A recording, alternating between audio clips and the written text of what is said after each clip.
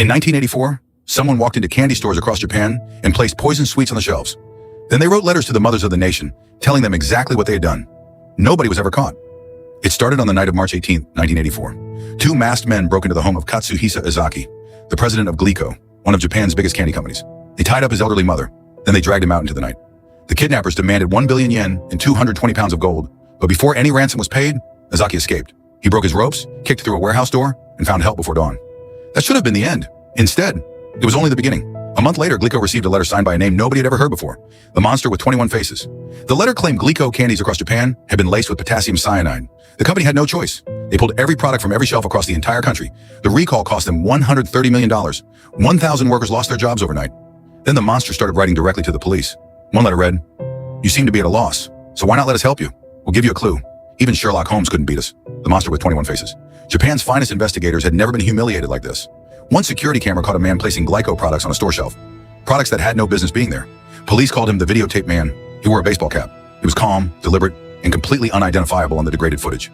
The monster didn't stop at Glico. They moved to Morinaga, then to Meridai Ham, then House Foods, then 31 companies total. All of Japan was terrified. Parents stopped buying candy. Sales collapsed across the entire food industry. In October 1984, the monster sent a letter directly to the mothers of Japan. It read, "We've added some special flavor to Morinaga candy. The flavor of potassium cyanide is a little bitter. It won't cause tooth decay. So buy the sweets for your kids." Police searched stores nationwide and found 21 packages of candy, all laced with lethal doses of cyanide. Police set multiple ransom traps. Each time the monster gave precise instructions for money drops. Each time officers followed them exactly. Each time, the monster simply didn't show up.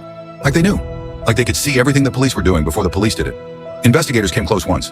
During a ransom drop, an officer spotted a suspicious man on a train. Well-built, permed hair, wearing sunglasses. Sharp, narrow eyes that witnesses described as fox-like. He vanished before police could act. A sketch was released. Nobody ever came forward to identify him. By August 1985, the investigation had consumed over 130,000 police officers and 28,000 tips. The superintendent leading the hunt, a man named Yamamoto, could no longer bear the failure. He walked outside and set himself on fire. 5 days after Yamamoto's death, the monster sent its final letter. It read, "Yamamoto died like a man, so we decided to give our condolences. We are stopping now." And then, silence. No arrest, no confession, no explanation. They simply stopped. In 1994, the statute of limitations on the kidnapping expired. In 2000, the last remaining charges ran out completely. Whoever the monster with 21 faces was, they are now legally untouchable forever. They could confess today and face zero consequences. 3 theories have survived decades of investigation. The first, Yakuza involvement. The operation was too sophisticated, too organized, too perfectly executed for ordinary criminals. The second, North Korean agents attempting to destabilize Japan's economy. The third, a revenge attack from survivors of a 1955 Morinaga poisoning scandal that killed 138 infants. That third theory carries weight. In 1955, Morinaga's dry milk contained arsenic. Over 12,000 infants were poisoned. 138 died.